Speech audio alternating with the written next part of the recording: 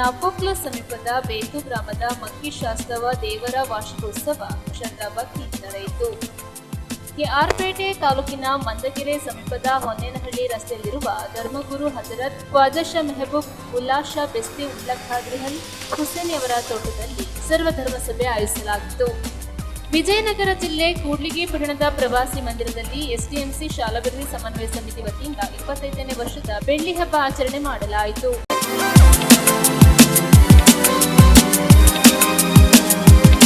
ನಾಪಕ್ಲು ಸಮೀಪದ ಬೇತು ಗ್ರಾಮದ ಮಕ್ಕಿ ಶಾಸ್ತವು ದೇವರ ವಾರ್ಷಿಕೋತ್ಸವ ಉತ್ಸವವು ವಿಜೃಂಭಣೆಯಿಂದ ನಡೆಯಿತು. ನಾಪಕ್ಲು ಸಮೀಪದ ಬೇತು ಗ್ರಾಮದ ಮಕ್ಕಿ ಶಾಸ್ತವು ದೇವರ ವಾರ್ಷಿಕ ಉತ್ಸವ 2 ದಿನಗಳ ಕಾಲ ಅತ್ಯಂತ ವಿಜೃಂಭಣೆಯಿಂದ ಜರುಗಿ ಸಂಪನ್ನಗೊಂಡಿತು. ಸೋಮವಾರ ದೇವಾಲಯದ ಆವರಣದಲ್ಲಿ ನಡೆದ 2 ಪ್ರಮುಖ ಕೋಲಗಳೊಂದಿಗೆ ಉತ್ಸವ ಕೊನೆಗೊಂಡಿತು.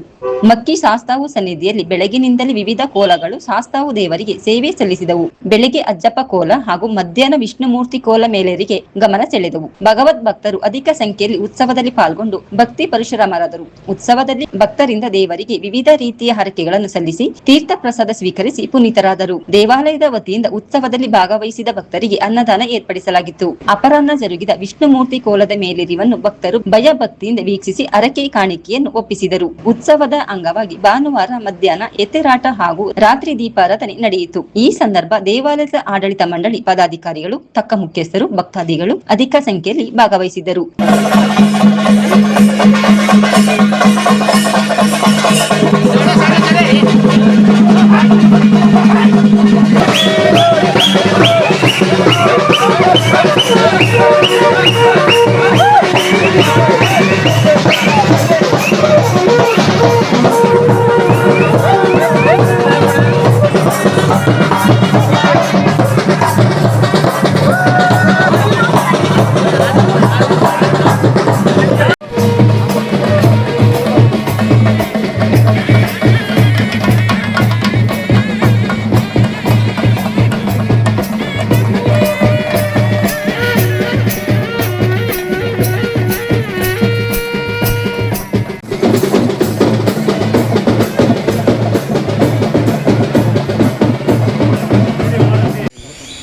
ವರ್ಷಕ್ಕೊಂದ್ಸಲಿ ಈ ಎಡಮಿಯಾರ ತಿಂಗಳಲ್ಲಿ ಮಕ್ಕಿ ಶಾಸ್ತೇಶ್ವರನ ದೊಡ್ಡ ಹಬ್ಬ ನಡೆಯುತ್ತೆ. ಹಾಗೆ ಬಿಳಿಚಾರ ತಿಂಗಳಲ್ಲಿ ಸಣ್ಣ ಹಬ್ಬ ನಡೆಯುತ್ತೆ. ಇಲ್ಲಿ ಈ ದೇವಸ್ಥಾನದಲ್ಲಿ ವರ್ಷಕ್ಕೆ 2 ಹಬ್ಬ. ಈಗ ಮೊನ್ನೆ ಮೇ 2ನೇ ತಾರೀಕು ಕೊಟ್ಟಿ ಪಾಡೋದಿರುತ್ತೆ. ಅದಾಗಿ ಮೇ 3ನೇ ತಾರೀಕು ದೇವರ ಎತ್ತೇರಾಟ ನಡೆದು ಎತ್ತು ಹೋರಾಟ ಅಂತ ಹೇಳ್ತೀವಿ ನಾವು. ಅದು ನಡೆದು ರಾತ್ರಿ ಅಂಡಿಗೊಳಕಿರುತ್ತೆ. ಅಂಡಿಗೊಳಕಾಗಿ ಇವತ್ತು ಬೆಳಗ್ಗೆ ಕಲ್ಯಾಣ ಅಜ್ಜಪ್ಪನ ಕರೆಯಾಗಿ ಮಧ್ಯಾಹ್ನ ಊಟ ಇರುತ್ತೆ. ಅನ್ನದಾನ ಆದಮೇಲೆ ವಿಷ್ಣುಮೂರ್ತಿ ಕರೆ ಇರುತ್ತೆ. ಭಕ್ತಾದಿಗಳು ತುಂಬ ದೊಡ್ಡ ಸಂಖ್ಯೆಯಲ್ಲಿ ಬಂದು ಈಶ್ವರ ಮಕ್ಕಿ ಶಾಸ್ತವನ ಆಶೀರ್ವಾದ ಪಡ್ಕೊಂಡು ಹೋಗಿದ್ದಾರೆ. ನಿಮ್ಮ ಹೆಸರು? ನಾನು ಇಲ್ಲಿನ ಕಾವುಕಾರನ ಕೆಲಸ ಮಾಡ್ತಾ ಇದ್ದೀನಿ. ಮೊನ್ನಪ್ಪ ಅಂತ ಕೊಂಡಿಗ ದೇವತಕ್ಕಳು ಅಪ್ಪಯ್ಯ ಕಾಯನಪ್ಪ ದೇವತಕ್ಕಳು ತಂಡ ರಮೇಶ್ ಚಂದ್ರಪ್ಪ. ಈಗ ಮಕ್ಕಿ ಶಾಸ್ತ್ರ ಸಂವಿಧಾನ ಹಬ್ಬ ನಡೀತಾ ಇದೆ. ಮೇ 3, 4 ಮಾಮೂಲಾಗಿ ಹಬ್ಬ ನಡೀತಿದೆ. ಇದರ ಇತಿಹಾಸ ಎಂದರೆ ನಮ್ಮಲ್ಲಿಂದ ಆರಂಭವಾಗ್ತದೆ. ಈ ಸ್ಥಾನದಲ್ಲಿ ನೆಲೆ ತೆಗೆಯುವ ಮೊದಲು ಬಂದ ದಾರಿಯಲ್ಲಿ ನಮ್ಮ ಈಗ ನಾಡು ಬಂದೇನಿದೆ ಅದು ಸಿಗ್ತದೆ. ಅಲ್ಲಿ ಬಂದು ಇಲ್ಲಿ ನಮ್ಮ ಹಿರಿಯರೊಬ್ಬರಿಗೆ ಆಗ ಬಾಲಕ ಅವರಿಗೆ ದರ್ಶನ ಕೊಟ್ಟು ಮಾತಾಡ್ತಾರೆ. ನನಗೆ ಸ್ವಲ್ಪ ಹಾಲು ಬೇಕು, ಬಾಳೆಹಣ್ಣು ಬೇಕು ಅಂತ. ಅವರು ಎಲ್ಲಾದರೂ ಹೋಗಿ ನೋಡು ಮನೆಯಲ್ಲಿ ಅಂತ ಹೇಳ್ತಾರೆ. ಮನೆಯಲ್ಲಿ ಹೋಗಿ ನೋಡೋ ಸಿಗ್ತದೆ. ಅವರಿಗೆ ಸಾಕ್ಷಾತ್ ದೇವರೇ ಬಂದದ್ದು ಗೊತ್ತಾಗಿ ಕಾಲಿಗೆ ಬಿದ್ದು ಕೇಳ್ಬೋದು, ನೀವು ಯಾರು ಅಂತ. ಆಗ ಅವರಿಗೆ ಪರಿಚಯ ಹೇಳಿಕೊಂಡು ಅವರ ಜೊತೆಯಲ್ಲಿ ನಂತರ ಮುಂದಕ್ಕೆ ಅವರಿಗೆ ಅದು ಗದ್ದೆ ಅವಧಿಯಾದ ಕಾರಣ ಆ ಜಾಗ ಇಷ್ಟ ಆಗೋದಿಲ್ಲ. ನಾನು ಮುಂದಕ್ಕೆ ಬೇರೆ ಜಾಗ ಹುಡುಕಬೇಕು, ನನಗೆ ಬನ ಬೇಕು ಅಂತೇಳಿ ಅಲ್ಲಿ ಮತ್ತೆ ಮುಂದೆ ಗೆಲ್ಲು ಬಿಟ್ಟು ಅದು ಕುರುಮರಾಟ ಎಂಬ ಜಾಗ ಬೀಳ್ತದೆ. ಅಲ್ಲಿ ಅವರಿಗೆ ಇಷ್ಟ ಆದರೆ ನಂತರ ಮುಂದೆ ಬಿಟ್ಟು ಹೊಳೆ ಬದಿಯಲ್ಲಿ ಬೀಳ್ತದೆ. ನಂತರ ವಾಪಸ್ ಬೀಳ್ತಾರೆ. ಅದು ಈಗ ನೆಲೆ ನಿಂತಂಥ ಮಕ್ಕಿ ಶಾಸ್ತ್ರ ದೇವಸ್ಥಾನದ ದೇವರ ಸನ್ನಿಧಾನ. ಹಾಗೆ ಸುಮಾರು 850ರಿಂದ 1000 ವರ್ಷದ ಇತಿಹಾಸ ಅದು. ಸರಿಯಾಗಿ ನಮಗೆ ಯಾರಿಗೂ ಅಂದಾಜಿಲ್ಲ ಅದು. ಕೆಲವು ಹಿರಿಯರು ಹೇಳಿದ ಪ್ರಕಾರ ಅಷ್ಟು ವರ್ಷ ಆಗಿರಬಹುದು ಅಂತ ಹೇಳ್ತಾರೆ. ಒಂದು ನೆಲೆ ನಿಂತು ಅವತ್ತು ನಮ್ಮ ಅಜ್ಜ ಅವರ ಜೊತೆಯಲ್ಲಿ ಬರ್ತಾ ಇರ್ತಾರೆ. ಬರುವಾಗ ಒಂದು ಭಾಷೆ ಕೊಡ್ತಾರೆ ಅವರಿಗೆ, ಒಂದು ಭಾಷೆ ಕೊಟ್ಟು ವರ್ಷ ಪ್ರತಿ ಉತ್ತರಿಗಳದ್ದು 3ನೇ ದಿವಸ ನಮ್ಮಲ್ಲಿ ದೊಡ್ಡ ಕೋಲ ನಡೀತದೆ. 3 ಮತ್ತು 4ನೇ ದಿವಸ ಆ ಕೋಲಾಟಕ್ಕೆ ನಾನು ವರ್ಷ ಬರ್ತೀನಿ. ವರ್ಷಕ್ಕೆ 2 ಸತಿ ಆಗಿ ಬರ್ತೀನಿ ಅಂತ ವಾಗ್ದಾನ ನೀಡಿದ ಮೇಲೆ ಇವತ್ತಿಗೂ ಅದು ಮುಂದುವರಿಸಿದ್ದಾರೆ. ನಮ್ಮಲ್ಲೇ ಕೆಲವರು 1-2 ದಿವಸ ಬೇಡ, 1 ದಿವಸ ಸಾಕು ಹೇಳುವವರು ಇದ್ದಾರೆ. ಬೇರೆ ಗ್ರಾಮದವರು ಇದ್ದಾರೆ ಆ ಥರ ಹೇಳುವವರು.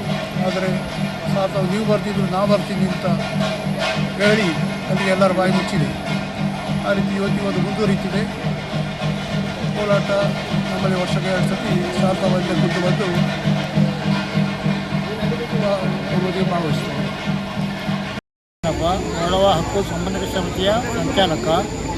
ಈ ಒಂದು ಮಕ್ಕಿ ದೇವರ ಹಬ್ಬ ಹಲವಾರು ವರ್ಷಗಳಿಂದ ನಡೆದು ಬರ್ತಾ ಇರೋದು ಎಲ್ಲರ ಗಮನಕ್ಕೆ ಗೊತ್ತಿದೆ.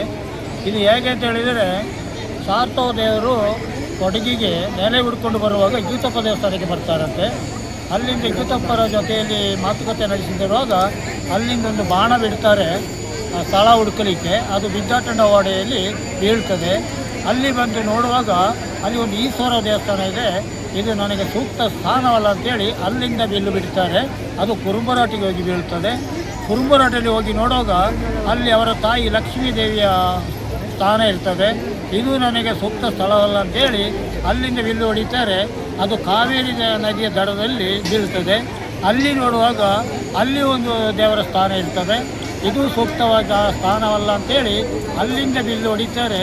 ಈ ಮಕ್ಕಿ ಈಗ ನೆಲೆ ನಿಂತಿರುವಂಥ ಈ ಜಾಗಕ್ಕೆ ಇದು ನನಗೆ ಸೂಕ್ತ ಜಾಗ ಅಂತೇಳಿ ಇಲ್ಲಿ ಒಂದು ನೆಲೆಗೊಂಡು ಅವರ ಜೊತೆಯಲ್ಲಿ ಬರುವಾಗ ಸುಮಾರು ಸೈನಿಕ ಬರ್ತಾರೆ. ಅದರಲ್ಲಿ ಕಾಪುಳ ಇರ್ತಾರೆ, ಸುಮಾರು ಜನರು ಇರ್ತಾರೆ, ಚಿನ್ನಾಭರಣ ಇರ್ತದೆ. ಅದಕ್ಕೆಲ್ಲ ಸುಮಾರು ಇದು ಎಕ್ಸಾಂಪಲ್ ಉದಾಹರಣೆಗಳಿವೆ. ಆದರೆ ನ್ಯೂಸ್ ಸಂಗಮಕ್ಕಾಗಿ ದುಗಳ ಸದಾನಂದ ನಾಪೋಕ್ಲು. ಗುಬ್ಬಿ ತಾಲೂಕಿನ ಕಸಬಾ ಹೋಬಳಿಯ ಕಟ್ಟಿದ ಕುಪ್ಪೆ ಗ್ರಾಮದಲ್ಲಿ ದನಗಳಿಗೆ ನೀರು ಕುಡಿಸಲು ಹೋಗಿ 13 ವರ್ಷದ ಬಾಲಕ ನೀರು ಪಾಲಾಗಿದ್ದಾನೆ.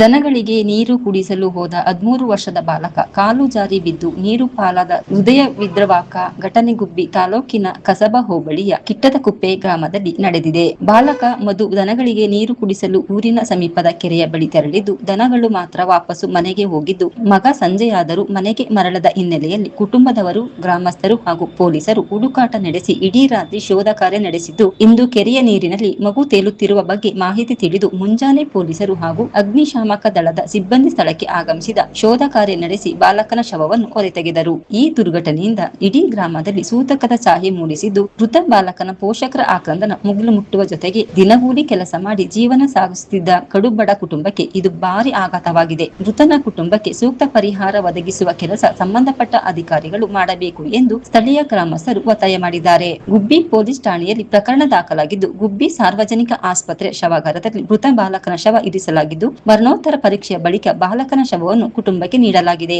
ನ್ಯೂಸ್ ಸಂಗಮಕ್ಕಾಗಿ ಧನ್ಯ, ಕುಶಲ್ನಗರ.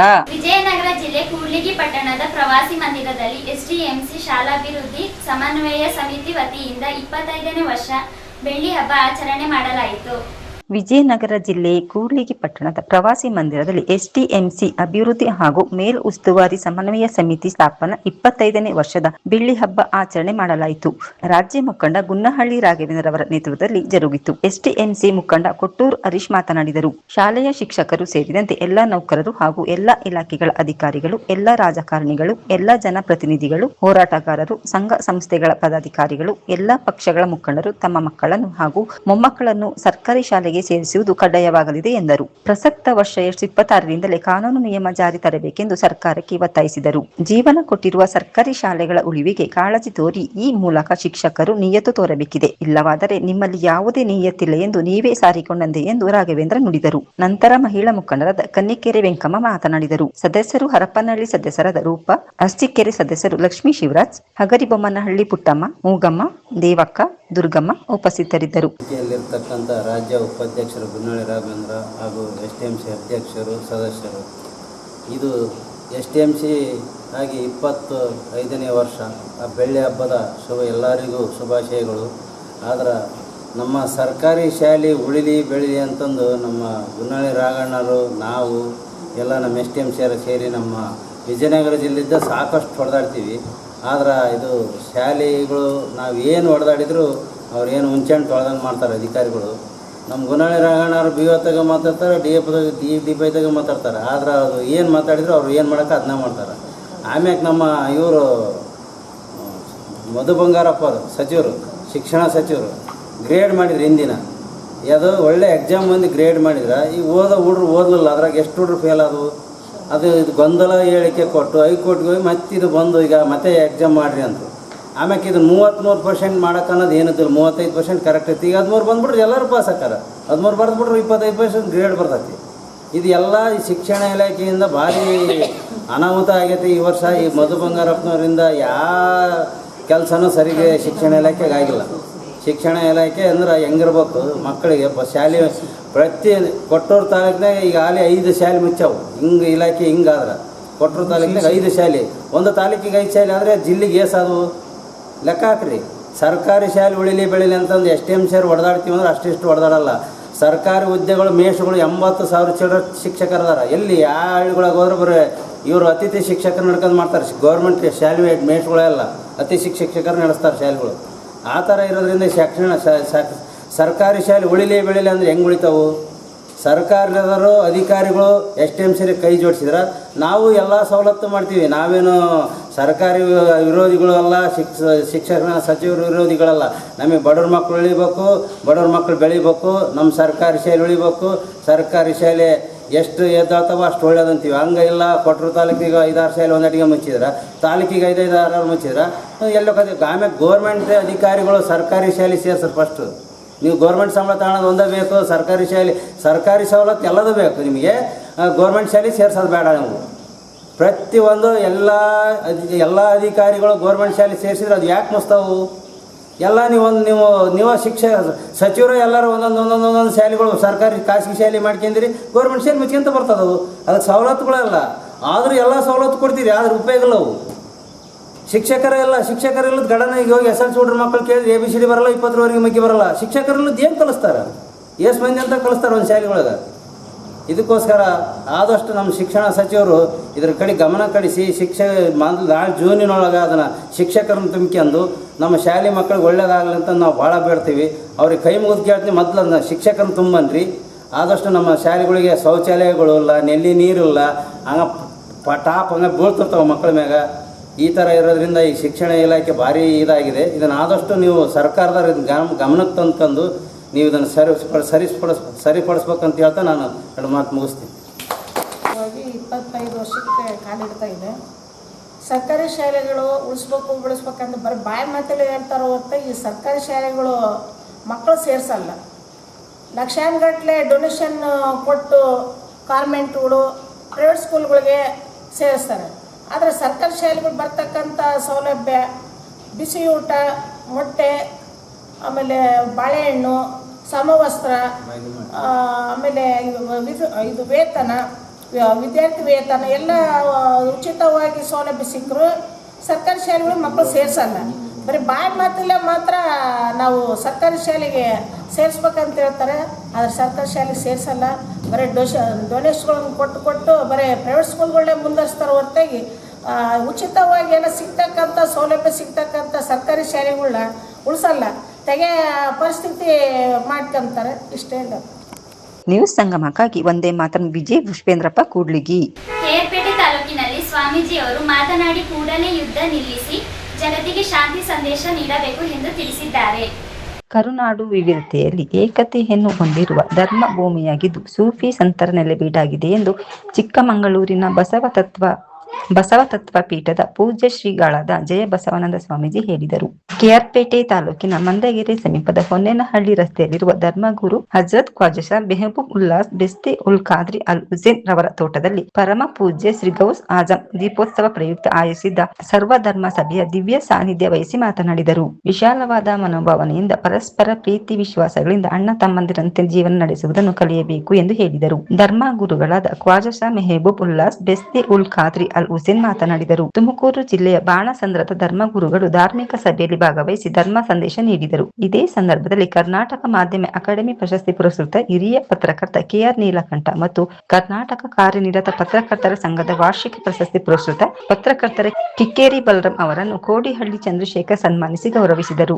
ಜಾಮಿಯಾ ಮಸೀದಿ ನೌಜವಾನ್ ಕಮಿಟಿ ಹಾಗೂ ಮಂದಗೆರೆ ಶರೀಫ್ನ ನೂರಾರು ಯುವ ಕಾರ್ಯಕರ್ತರು ಹಾಗೂ ಮುಸ್ಲಿಂ ಸಮಾಜದ ಬಂಧುಗಳು ಸರ್ವಧರ್ಮ ಸಭೆಯಲ್ಲಿ ಭಾಗವಹಿಸಿದರು. ನಮ್ಮನ್ನು ಸಹ ಈ ಅಷ್ಟು ಚಿಕ್ಕಮಗಳೂರಿನಿಂದ ಇಲ್ಲಿಗೆ 125 ಕಿಲೋಮೀಟರ್ ದೂರದಿಂದ ಬಂದಿದ್ದೀವಿ ಅಂದರೆ ಅವರಲ್ಲಿರ್ತಕ್ಕಂಥ ಸದ್ಭಾವನೆ, ಪ್ರೀತಿ, ಅಂತಃಕರಣ, ಒಳ್ಳೆಯ ಆಶಯ ನುಡಿ, ಒಳ್ಳೆಯ ಮನಸ್ಸು, ಎಲ್ಲರನ್ನೂ ತಮ್ಮೊಂದಿಗೆ ಹಿಂಬಿಡ್ಕೊತಕ್ಕಂಥ ಸದ್ಭಾವನೆ ಇದೆಯಲ್ಲ, ಅದು ಎಲ್ಲರನ್ನ ಇಲ್ಲಿಗೆ ಕರೆ ತಂದಿದೆ. ಮೊದಲಿಗೆ ದೀಪವನ್ನು ಹಚ್ಚುವುದರ ಮುಖಾಂತರ ಜ್ಯೋತಿ ಮುಟ್ಟಿದ ಜ್ಯೋತಿಯಂತೆ ಜ್ಞಾನ ಅಂತಕ್ಕಂಥದ್ದು ಜ್ಯೋತಿ ಏನಿದೆ ಅದು ಜ್ಞಾನದ ಜ್ಯೋತಿ. ಆ ದೀಪದ ಎಣ್ಣೆ ಮುಗಿಯೋವರೆಗೂ ಈ ದೀಪ ಉರಿತದೆ. ಆದರೆ ಜ್ಞಾನದ ಜ್ಯೋತಿ ಇದೆಯಲ್ಲ ಅದು ನಿರಂತರವಾಗಿ ಉರಿತಾ ಇರಬೇಕು. ಜ್ಞಾನ ಜ್ಯೋತಿ ಅದಕ್ಕೆ ಬೆಲೆ ಕಟ್ಟಲು ಸಾಧ್ಯವಿಲ್ಲ. ಅದಕ್ಕೆ ಹೇಳ್ತಾರೆ ನಿನ್ನ ಒಡವೆ ಎಂಬುದು ಜ್ಞಾನ ರತ್ನ ಅಂತ. ಜ್ಞಾನವನ್ನ ರತ್ನಕ್ಕೆ ಹೋಲಿಸ್ತಾರೆ. ಅದು ಯಾರೂ ಅಪಹರಿಸಲು ಸಾಧ್ಯವಿಲ್ಲ. ನೀವು ತೊಡ್ತಕ್ಕಂಥ ಬಂಗಾರ, ಚಿನ್ನ, ಆಭರಣ, ಮುತ್ತು, ರತ್ನಗಳನ್ನು ಯಾರು ಬೇಕಾದರೂ ಅಪಹರಿಸ್ಬೋದು. ಆದರೆ ಜ್ಞಾನ ರತ್ನವನ್ನು ಯಾರೂ ಅಪಹರಿಸಲು ಸಾಧ್ಯವಿಲ್ಲ. ಅಂಥ ಜ್ಞಾನ ರತ್ನವನ್ನು ಸಂಪಾದನೆ ಮಾಡಬೇಕು ಅಂತ ಮಹಾತ್ಮರು, ಸೂಫಿ ಸಂತರು, ಗುರುಗಳು ಹೇಳ್ತಾ ಬಂದಿದ್ದಾರೆ. ಮೊದಲು ನಾವೆಲ್ಲ ಅರ್ಥ ಮಾಡ್ಕೋಬೇಕಾಗಿದೆ, ಪ್ರೀತಿನೇ ದೇವರು ಅಂತ.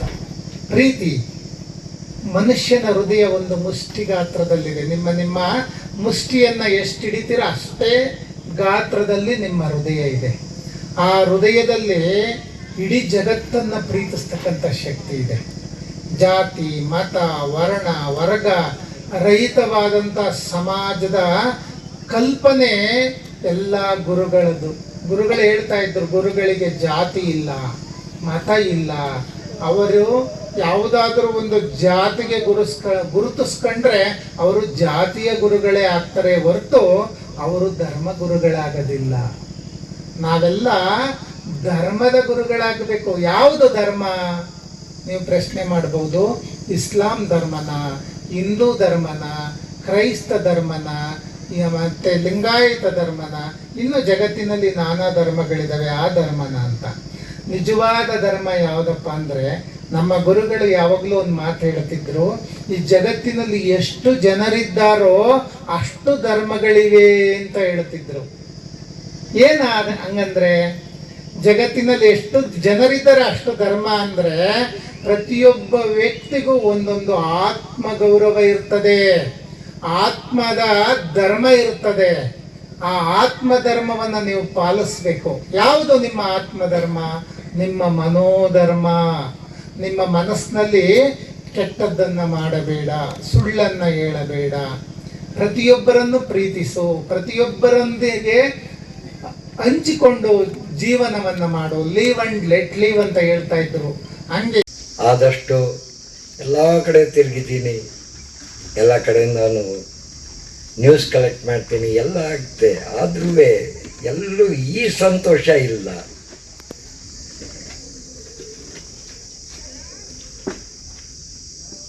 ಈ ಸಾಧು ಸೂಫಿ ಸಂತಗಳಲ್ಲಿ ಜಾತಿ ಇಲ್ಲ. ಮೊದಲನೇ ಪಾಯಿಂಟ್. ಇದು ನಂದು ಅದು ಅವ್ರದ್ದು ಅಂತ ಆ ಭಾವನೆ ಇಲ್ಲ.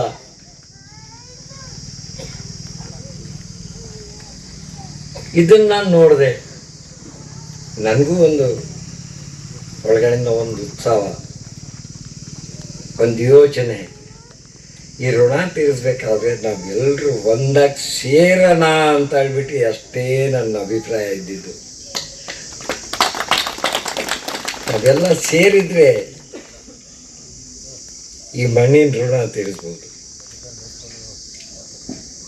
ನಮ್ಮ ಗುರೂಜಿ ಹಜರತ್ ಖ್ವಾಜಾ ಶಾ ಅಹಮದ್ ಅಲ್ಲಾ ಶಾ ಚಿಶ್ತಿ ಅಲ್ ಖಾದ್ರಿ ಅಲ್ ಹುಸೈನಿ ನಮಗೆ ಈ ಪಾಠನ ಕಲಿಸಿದ್ರು.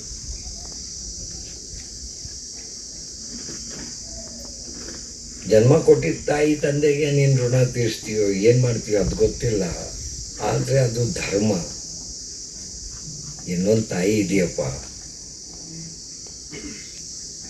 ಈ ನಮ್ಮ ಭಾರತ ದೇಶದ್ದು ಈ ಮಣ್ಣಿನ ಋಣ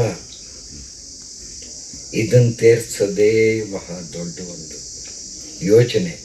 ಅದು ಮನಸ್ಸಲ್ಲಿಡು, ಅದನ್ನು ನೀನು ನೆರವೇರಿಸು ಅಂತ. ಅದಕ್ಕೆ ನಮ್ಮ ಸ್ವಾಮೀಜಿ ಸಿಕ್ಕಿದ್ರು, ಫಾದರ್ ಸಿಕ್ಕಿದ್ರು. ಮಿಗಿಲಾದ ಒಂದು ದಾರಿ ಸಿಕ್ತು. ಯಾವುದು ಅಂತ ಹೇಳಿದ್ರೆ ನಮ್ಮ ಕೋಡೆಹಳ್ಳಿ ಚಂದ್ರಶೇಖರ್ ರೈತರ ಸಂಘ, ಹಸಿರು ಸೇನೆ. ಈ ಸೇನೆನೇ ಹಸಿರು ಸೇನೆ. ಅದನ್ನು ನೋಡಿದೆ. ಅವ್ರು ನನ್ನ ಕೈ ಹಿಡಿದ್ರು, ನಾನು ತಗೊಂಡು ಬಂದು ಇಲ್ಲಿವರೆಗೂ ಇವತ್ತು ಸಭೆ ಸೇರಿದೆ ಎಲ್ಲ ಇದು ಮಾಡ್ತಾ ಇದ್ದಾರೆ ಅಂತ ಹೇಳಿದ್ರೆ ಮೂಲ ಕಾರಣ ಅವರೇ ಅಂತ ಹೇಳ್ಬಿಟ್ಟು ನನ್ನ ಅಭಿಪ್ರಾಯ.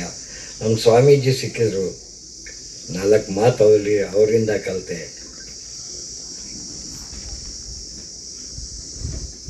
ಮತ್ತು ನಮ್ಮ ಫಾದರ್ ಸಿಕ್ಕಿದ್ರು, ಅವರಿಂದ 2 ಮಾತು ನನಗೆ ಬಂತು. ಅದೇ ನನಗೆ ದೊಡ್ಡ ಒಂದು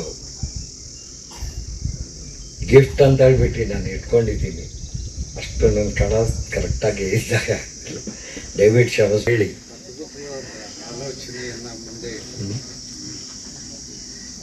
ಇಷ್ಟೇ ಹೇಳಿ ನನ್ನ ಮಾತನ್ನು ನೀವು ಬಂಧುಗಳು, ಎಲ್ಲರಿಗೂ ಸ್ವಾತಂತ್ರ್ಯ ಚಳವಳಿಯ ನಂತರ ಒಂದು ಸಾಮಾನ್ಯ ತಿಳುವಳಿಕೆ ಇತ್ತು.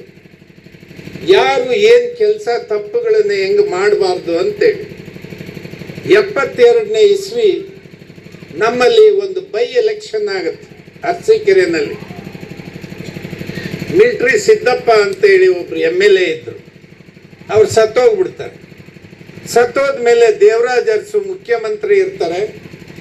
ಆ ಕ್ಷೇತ್ರದ ಬೈ ಎಲೆಕ್ಷನ್ಗೆ ಬರ್ತಾರೆ. ನಮ್ಮ ಮೇಲೆಲ್ಲ ಹೆಗಲ ಮೇಲೆ ವಿದ್ಯಾರ್ಥಿಗಳು ಅನ್ನೋ ಕಾರಣಕ್ಕೆ ಅರಸು ಕೈ ಹಾಕೊಂಡು ಪ್ರೀತಿ ವಿಶ್ವಾಸದಿಂದ ಮಾತಾಡ್ತಾರೆ. ಆಗ ಅಪೋಸಿಷನ್ ಪಾರ್ಟಿಗೆ ಕ್ಯಾಂಡಿಡೇಟ್ ಬೇಕು, ಯಾರನ್ನು ನಿಲ್ಲಿಸೋದು ಅಂತೇಳಿ ಇಡೀ ಕ್ಷೇತ್ರದಲ್ಲಿ ಹುಡುಕ್ತಾರೆ, ಯಾರು ಸಿಕ್ಕಲ್ಲ. ಆಗ ಒಂದು ತೀರ್ಮಾನ ಮಾಡ್ತಾರೆ, ನಮ್ಮ ಮಂಡಿಪೇಟೆನಲ್ಲಿ ಆನ್ವಳ್ ನಂಜಪ್ಪನವ್ರು ಅಂತ ಇದ್ದಾರೆ, ಅವ್ರನ್ನ ಕ್ಯಾಂಡಿಡೇಟ್ ಮಾಡೋಣ ಅಂತ. ಎಲ್ಲರೂ ಕೂಡ ಮುಖಂಡರುಗಳು ಅವರಿಗೆ ಪ್ರೆಸರ್ ಮಾಡ್ತಾರೆ, ಅವ್ರನ್ನ ಕ್ಯಾಂಡಿಡೇಟ್ ಮಾಡ್ಬೇಕಂತೇಳಿ ಒತ್ತಾಸೆ ತರ್ತಾರೆ. ಯಾಕೆ ಈ ಸಭೆಯಲ್ಲಿ ಈ ಮಾತು ಹೇಳ್ತಾ ಇದ್ದೀನಿ ಅಂದ್ರೆ, ಒಂದೇ ವಿಷಯ ಸರಳವಾಗಿ ನಾವು ತಿಳ್ಕೋಬೇಕಾಗಿರೋದು. ಆತ ನಾನು ಬೇಡಪ್ಪ, ನಾನು ಒಪ್ಪೋದಿಲ್ಲ. ಯಾಕೆ ಅಂದ್ರೆ ವಿಧಾನಸಭೆಗೆ ಹೋಗ್ಬೇಕಾದ್ರೆ ಕನಿಷ್ಠ ಕೆಲವು ಗುಣಲಕ್ಷಣಗಳು ಬೇಕು. ಆತ ಹೇಳೋದೇನು ಅಂದ್ರೆ, ನಾನು ವ್ಯಾಪಾರಿ, ನಾನು ಒಬ್ಬ ವ್ಯಾಪಾರಿ, ನಾನು ವಿಧಾನಸೌಧಕ್ಕೆ ಹೋಗಕ್ಕೆ ಸಾಧ್ಯನಾ? ನಾನು ಹೋಗಬಾರ್ದು ವಿಧಾನಸೌಧಕ್ಕೆ, ನಾನು ವ್ಯಾಪಾರಿಯಾಗಿ. ಯಾಕಂದ್ರೆ ವ್ಯಾಪಾರಿ ಮನೋಭಾವ ನಂದು. ವಿಧಾನಸೌಧದಲ್ಲಿ ಕೂತ್ಕೊಂಡು ಇಡೀ ಸಮಾಜದ ಬಗ್ಗೆ ನಾನೇನು ಯೋಚನೆ ಮಾಡಬಲ್ಲೆ? ಇದು ತಪ್ಪಾಗುತ್ತೆ, ನಾನು ಹೋಗೋದಿಲ್ಲ ಅಂತ ಹೇಳಿ ಆತ ಹಠ ಮಾಡ್ತಾನೆ. ಆದರೂ ಬಿಡೋದಿಲ್ಲ. ಮಂಡಿಪೇಟೆಯಲ್ಲೆಲ್ಲ ಚಂದ ಎತ್ತಾರೆ, ಠೇವಣಿ ತುಂಬ್ತಾರೆ, ಕ್ಯಾಂಡಿಡೇಟ್ ಮಾಡ್ತಾರೆ, ಗೆಲ್ಲಿಸ್ತಾರೆ.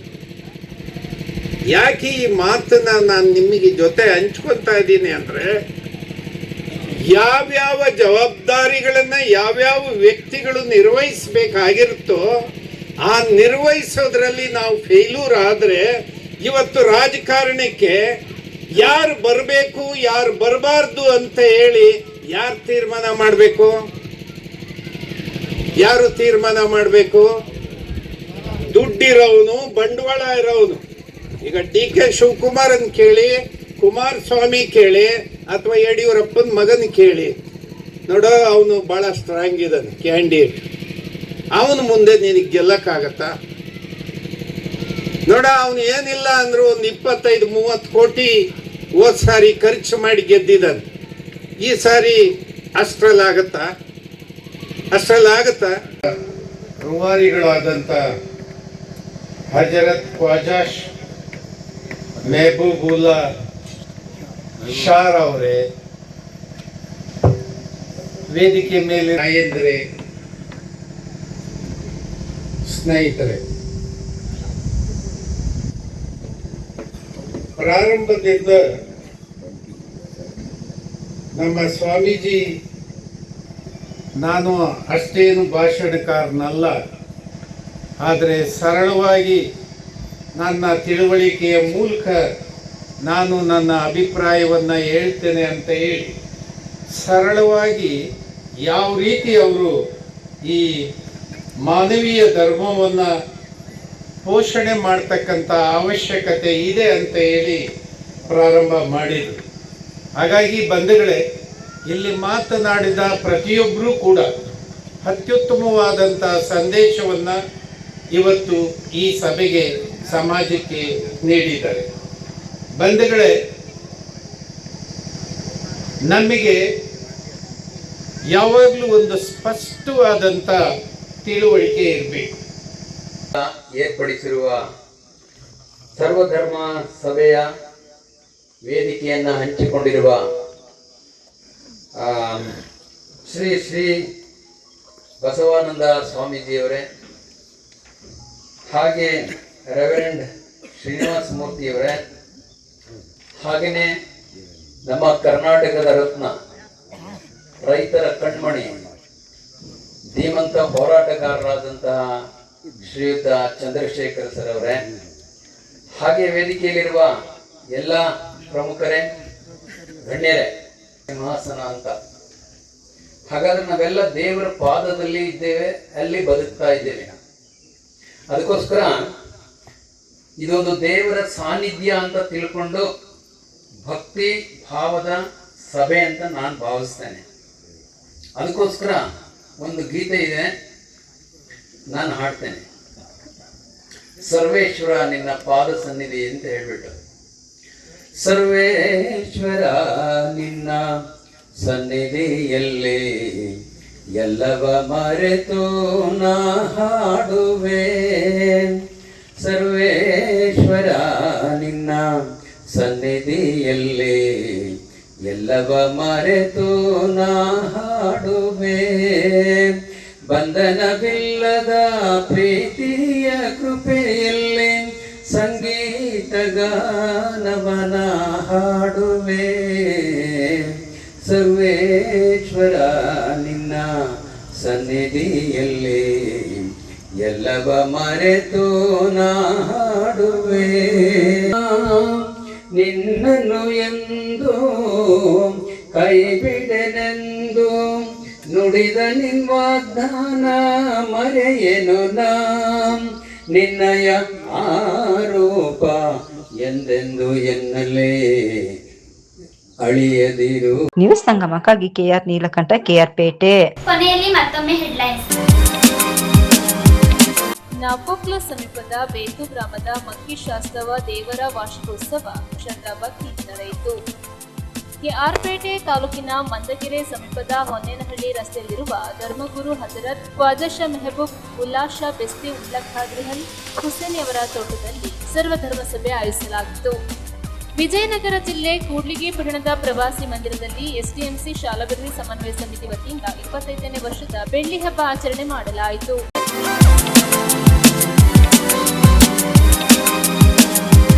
ಇಲ್ಲಿಗೆ ನ್ಯೂಸ್ ಸಂಗಮ ಮುಕ್ತಾಯವಾಯಿತು. ಸುದ್ದಿ, ಮಾಹಿತಿ, ಮನೋರಂಜನೆಗಾಗಿ ನೋಡ್ತಾ ಇರಿ ಸಂಗಮ ಟಿವಿ. ವಂದನೆಗಳೊಂದಿಗೆ ಸಿಂಚನ GM ಕುಶಾಲ್ ನಗರ.